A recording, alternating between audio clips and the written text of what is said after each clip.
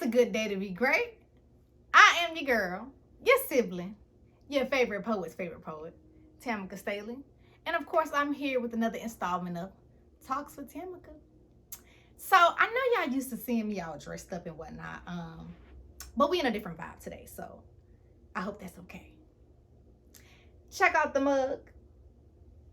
Haiku Coffee, a black-owned, woman-owned coffee business by the good sis Monifa Lemons. I don't drink coffee, so I got some hot tea in here, but she sell coffee too, so you can go get you a mug and some coffee, because as Tabitha Brown say, that's your business. So we're gonna get right into it. Speaking of black women, Women's History Month is this month, right? You know, all that jazz. However, you know, for me, I have thoughts, I have feelings, as y'all know. Women's History Month really not giving what we thought it was supposed to have gave. And I feel some type of way about it, because it's the erasure for me. I know that a lot of us have learned about Women's History Month in school, maybe some conferences that you went to, some think pieces that you've read. And so you probably heard names like Elizabeth Stanton, Clara Zetkin. You probably heard names like Lucretia Mott, you know, things of that nature. However, there's a lot of names that you have not heard of that actually contributed to the foundation of what Women's History Month is. So how did Women's History Month start? I'm not gonna give a whole bunch of background about it, but I will say that it started off as a day, International Women's Day, right? So Clara Zetkin was invited to this international conference for women at Copenhagen in 1910, kind of introduced the day as National Women's History Day, and was formally honored at International Women's Day on March 8th, 1911 by Germany, by Switzerland, a lot of countries in Europe during that time. Word kind of caught fire to the US and other parts of the country, and then it turned into a week, right?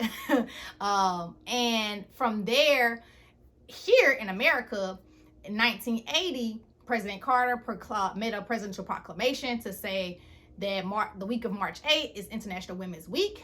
But you know, people was like, well, I want an International Women's Week. I want an International Women's Week. And because it was so widespread and became so popular, it then turned into a whole month. And by 1986, 14 states had dubbed March Women's History Month, right? So that is how we kind of got here. And I will say that though Women's History Month is celebratory in a lot of ways, and we learn a lot of things, and I do think that it's necessary to have spaces for marginalized folks who have a certain unique experience. I will say that gender in and of itself is problematic in a lot of ways, and it is a symptom of colonialism and white supremacy, but that's a whole other conversation for another day.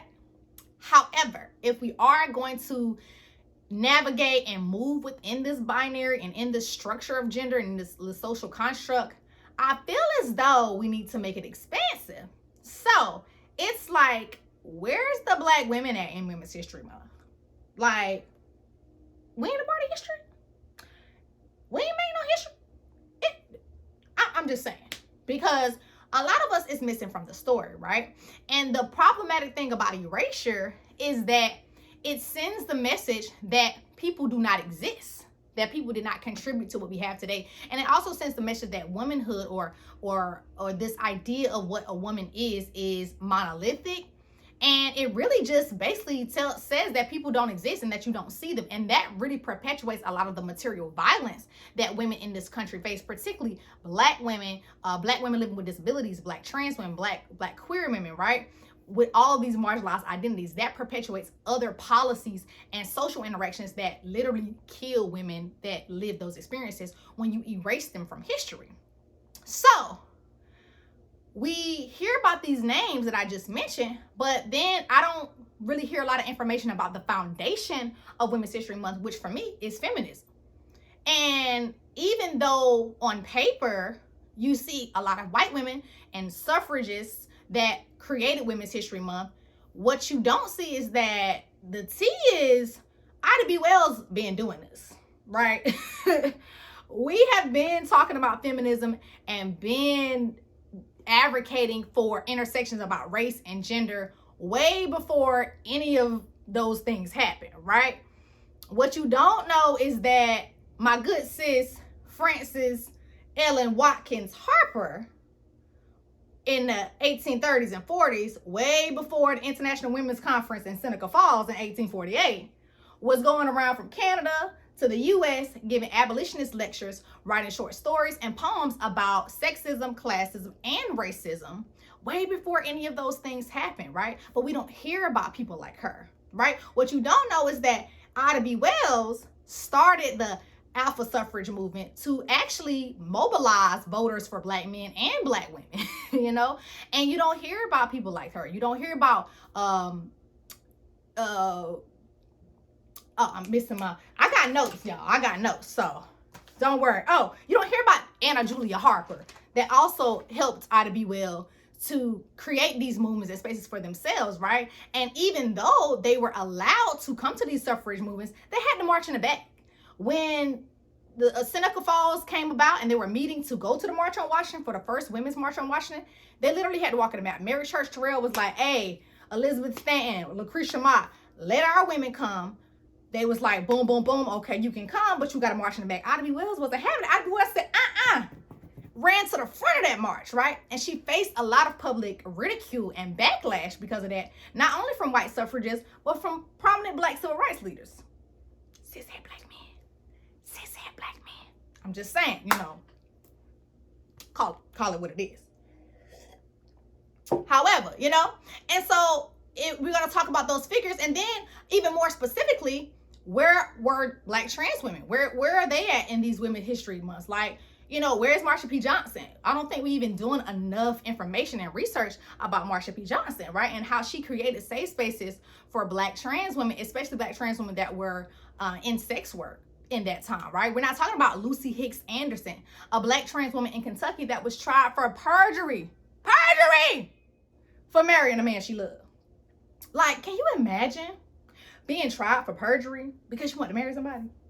A man at that? Baffling. Just baffling. Right?